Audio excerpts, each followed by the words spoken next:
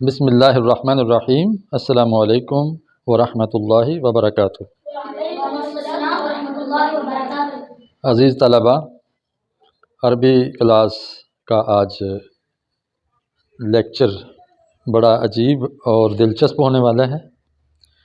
اس سے پہلے ہم نے مبادئ ترجمہ کے 14 سبق پڑھ لیے ہیں اور 34 مشقیں حل کر لی ہیں، اور ہم نے بیچ بیچ میں سے کچھ مشقوں کے ساتھ اضافہ کر کے ایک مشق کو 2 بھی بنا لیا۔ اس طرح زیادہ مشقیں ہو گئی ہیں۔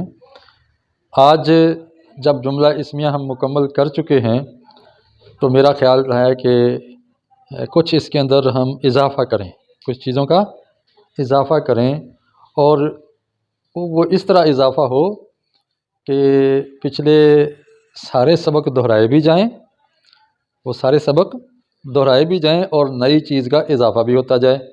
اس کے بعد انشاءاللہ پھر ہم جملہ فعلیہ شروع کریں گے۔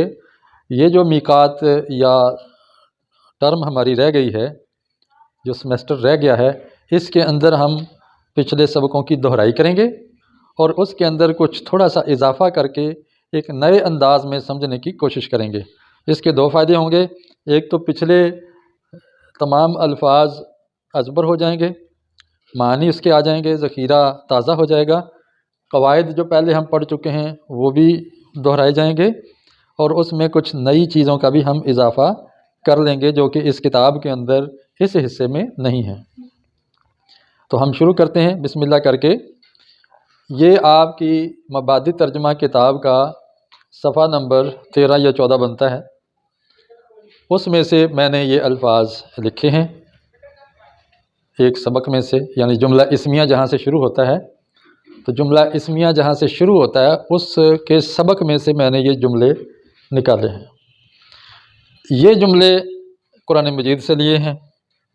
تو دراصل میں سمجھانا یہ چاہتا ہوں، آغاز ہم یہاں سے کرتے ہیں کہ کچھ چیزیں ہیں جو ہم نے پڑھ تو لی ہیں، سمجھی نہیں ہیں۔ ان کی کچھ اصطلاحات ہیں، کچھ ٹرمینالوجی ہے، کچھ نام ایسے ہیں جس کو سمجھنے کی ضرورت ہے۔ سب سے پہلے ہم سیکھیں گے اعراب۔ کیا کریں گے؟ اعراب۔ اعراب کے بارے میں مبادئ ترجمہ میں ابھی تک کچھ نہیں بتایا گیا 14 سبقوں میں کہ اعراب کیا ہوتا ہے۔ ایک ہے اعراب اور ایک ہے حرکات۔ کیا ہے؟ حرکات و سکون۔ حرکات و سکون۔ اعراب کہتے ہیں لفظ کی آخری حالت کو اعراب کہتے ہیں۔ اس لفظ کا آخر کیا ہے؟ دال۔ اس لفظ کا آخر، اس لفظ کا آخر، اس کا آخر، اس کا آخر، اس آخر پر جو کچھ آ رہا ہے زبر زیر پیش، اس کو کہتے ہیں اعراب۔ ٹھیک ہے؟ اور اس سے پہلے لفظ کے شروع میں، درمیان میں، آخر، درمیان میں جو کچھ زیریں زبریں آ رہی ہیں اس کو کیا کہیں گے ہم؟ حرکات۔ کیا کہیں گے؟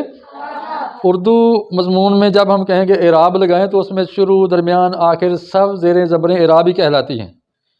جزم، شد، زیر، زبر، پیش، ان سب کو کیا کہتے ہیں؟ اعراب کہتے ہیں اردو مضمون میں۔ لیکن جب ہم عربی گرامر پڑھیں گے تو اس وقت اعراب ہم کہیں گے لفظ کی آخری حالت کو۔ کیا کہیں گے؟ آخری حالت کو اعراب کہیں گے۔ اب زبر زیر پیش، یہ کیا ہے؟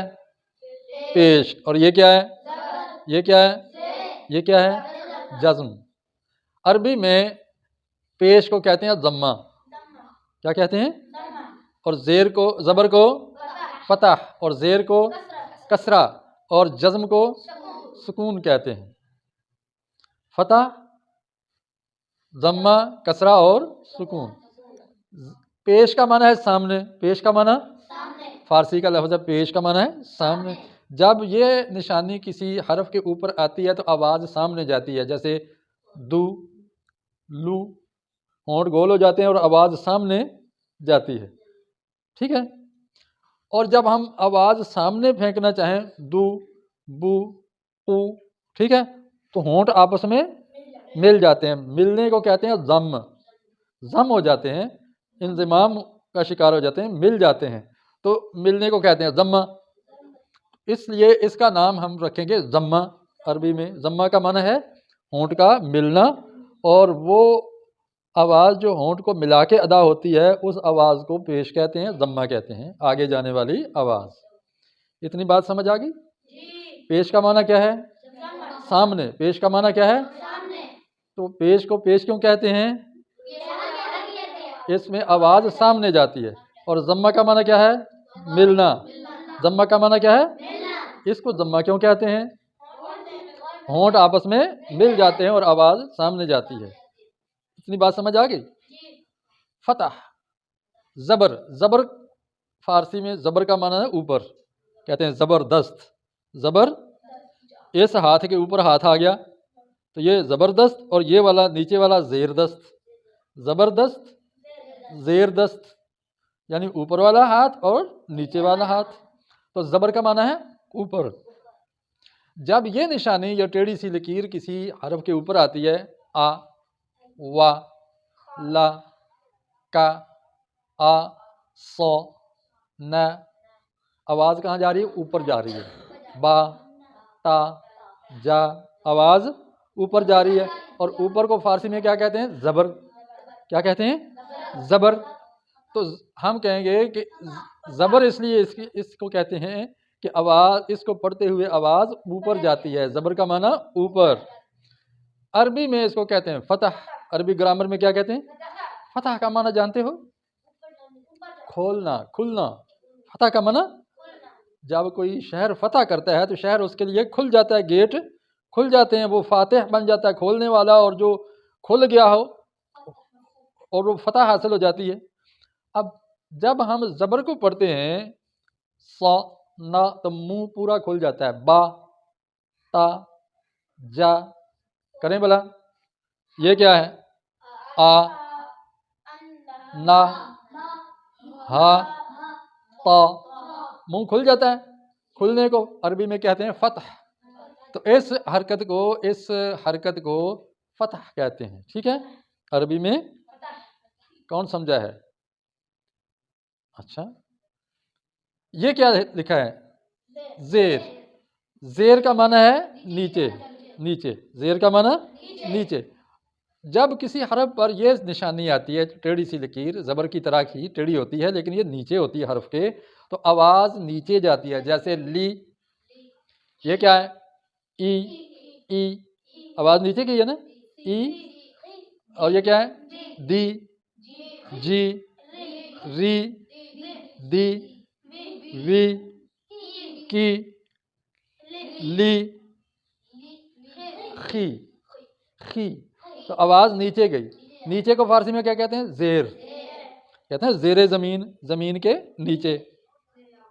زیر آب آ گئے یعنی پانی کے نیچے آ گئے علاقے، سیلاب آنے سے بہت سے علاقے زیر آب آ گئے یعنی پانی کے نیچے آ گئے۔ تو زیر کا معنی نیچے۔ اس نشانی کو زیر اس لیے کہتے ہیں کہ جب کسی حرف پر آ جائے تو آواز اس کی نیچے کو جاتی ہے۔ سمجھ گئے؟ اچھا، کسرہ، عربی میں اس کو کسرہ کہتے ہیں۔ کسر کا معنی ہوتا ہے ٹوٹنا۔ کسر کا معنی آپ بتا سکتے ہیں کہ یہ کیا ہے؟ یہ کیا ہے؟ ون۔ اس ون کے دو حصے کریں تو اس کو کیا کہتے ہیں؟ کسر۔ کیا کہتے ہیں؟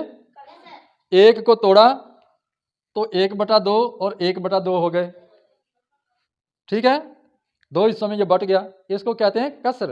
انگلش میں کہتے ہیں فریکشن۔ کسر یا فریکشن۔ تو کسر کا معنی ہے ٹوٹنا۔ جب کوئی چیز ٹوٹتی ہے تو کہاں؟ اوپر جاتی ہے کہ نیچے؟ نیچے جاتی ہے۔ تو اس حرکت کو پڑھتے ہوئے آواز ٹوٹ جاتی ہے یا نیچے آ جاتی ہے، ٹھیک ہے؟ اس لیے اس کو کسرہ کہتے ہیں، ٹھیک ہے؟ یہ کیا ہے؟ جزم یا سکون۔ جزم کا معنی ہوتا ہے جم جانا۔ جزم کا معنی کیا ہے؟ جم جانا، رک جانا، ٹھہر جانا، تھم جانا، ٹھیک ہے؟ اور سکون کرنا، ٹھیک؟ جب یہ نشانی کسی حرف پہ آتی ہے تو وہاں آواز رک جاتی ہے، سکون اختیار کرتی ہے۔ جیسے وی، ال، جیسے ال، دیکھیں آواز رک گئی ہے نا، بریک لگا دیے۔ سہ، آواز رک گئی جزم پہ۔ خی، رک گئی۔ اسی طرح آپ دیکھ رہے ہیں، ٹھیک ہے؟ تو اس میں آواز رک جاتی ہے، تھم جاتی ہے، اس کو کہتے ہیں جزم ہو جاتی ہے، سکون کی اختیار کر جاتی ہے۔ تو ہم نے عزیز طلبہ پڑھا کہ پیش کو ضمہ، زبر کو فتح، زیر کو کسرہ، جزم کو سکون کہتے ہیں۔ دوسرا ہم نے پڑھا کہ اعراب میں اور حرکات میں کیا فرق ہے۔ حرکات کسی بھی جگہ ہو سکتا ہے، شروع میں، درمیان میں، آخر میں، حرکات ہی ہیں، لیکن عربی گرامر میں اعراب جو ہے وہ صرف آخری حالت کو کہتے ہیں۔ اتنی سمجھ آئی؟ انشاءاللہ اگلی بات میں اگلے لیکچر میں آپ کو بتاؤں گا انشاءاللہ۔ آپس میں یہ ساری گفتگو ایک دوسرے سے کریں۔